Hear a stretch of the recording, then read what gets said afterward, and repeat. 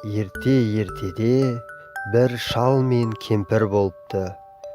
Шалы бір күні кемпіріне: әжесі, бауырсақ пісіріп берші, депті. Атасы, бізде ұн жоқ қой, дейді әжесі. Қамбаның түбін қағып, елеуішпен елеп, қаймаққа илеп, майға қуырып пісір, дейді атасы. Әжесі дәл солай істеп бауырсақты терезе алдына суытып қояды. Бауырсақ суып тұрып бір кезде домалай жөнеледі. Домалап келіп терезе алдындағы орындыққа, орындықтан еденге, еденнен дәлізге, дәлізден аулаға, ауладан орманға қарай домалай жөнеледі. Бір кезде оған қоян жолығады. Бауырсақ, мен сені жеймін, дейді. Қоян, сен мені жемеші, мен саған өлең айтып беремін.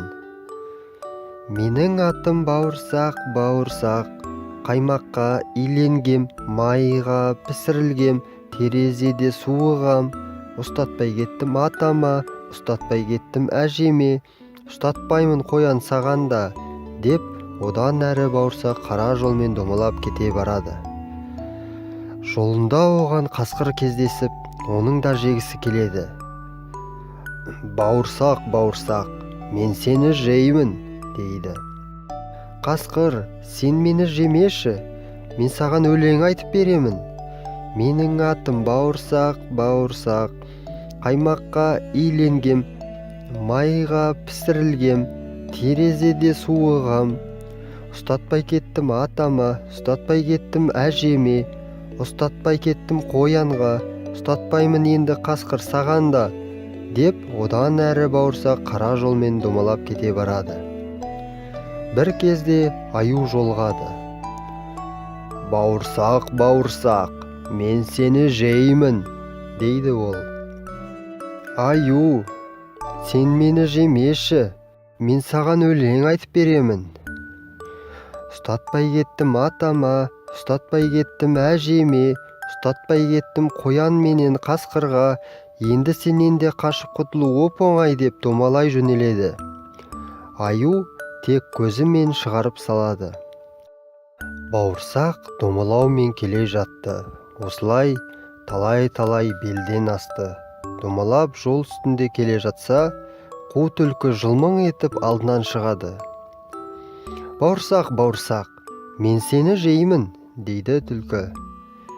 Жемеші, түлкі, мен саған өлең айтып берем, депті бауырсақ. Содан бауырсақ: менің атым бауырсақ, қаймаққа иленгем, майға пісірілгем, терезеде суығам. Ұстатпай кеттім атама, ұстатпай кеттім әжеме, ұстатпай кеттім қоян менен қасқырға, ұстатпай кеттім аюға, ұстатпаймын саған мүлде де, деп өлеңін айтып береді. Сонда түлкі оған: әнің өте жақсы екен, бірақ мен қартайдым, жөнді ести алмай тұрғаным.